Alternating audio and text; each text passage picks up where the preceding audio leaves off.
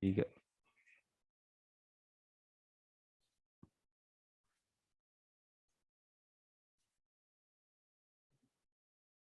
Tes,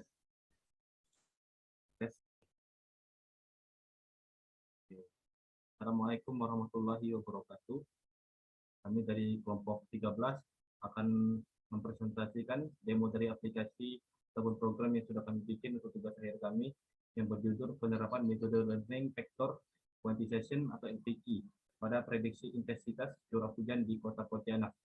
Di sini tujuan penelitiannya adalah menerapkan metode learning vector quantization atau LPQ pada prediksi intensitas curah hujan di Kota Pontianak.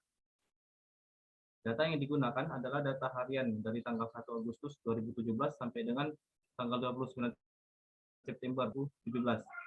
Data hasil ramalan ini terbagi menjadi 5 kelas, yaitu kelas 1 yaitu hujan sangat ringan, kelas 2 hujan ringan, kelas 3 hujan normal, dan kelas 4 hujan lebat.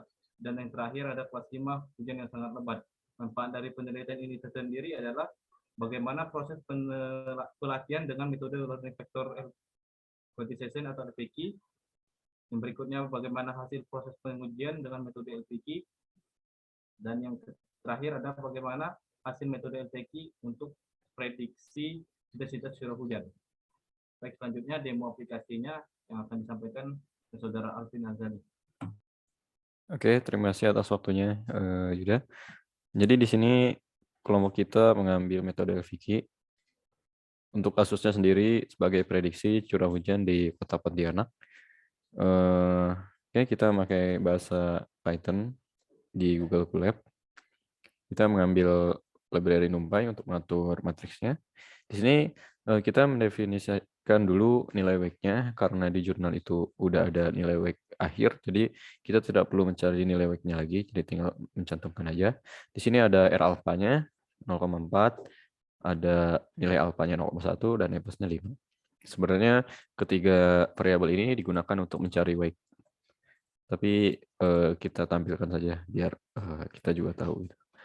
Oke, kemudian untuk klasifikasinya di sini kita membuat sebuah fungsi yang sama seperti metode LVQ mengklasifikasikan sebuah data gitu. Jadi nanti diklasifikasinya di codingan yang sebelah sini. Oke. Nah, kita juga mendeklarasikan data testingnya dulu. Data testingnya itu ada di jurnal yang nomor 1. Jadi kita ambil dulu data itu, terus kita ujikan gitu data tersebut ke dalam wake yang udah final gitu.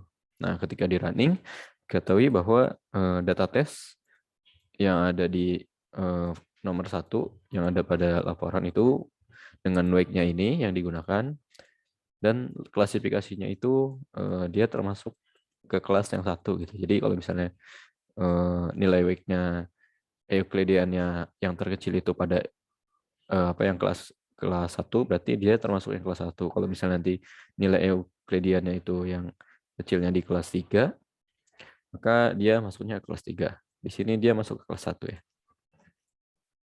Oke. Bisa kita lihat di laporannya, di tabel hasil klasifikasinya.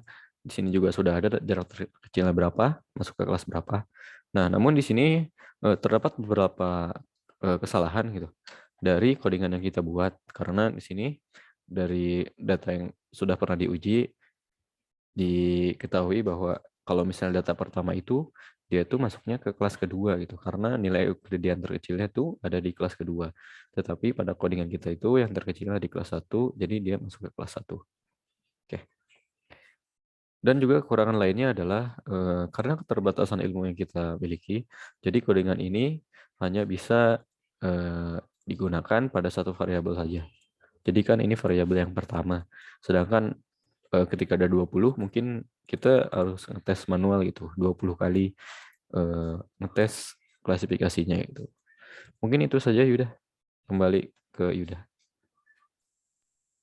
Oke, terima kasih Saudara Alvin. Mungkin itu saja presentasi ataupun demo aplikasi yang bisa kami sampaikan.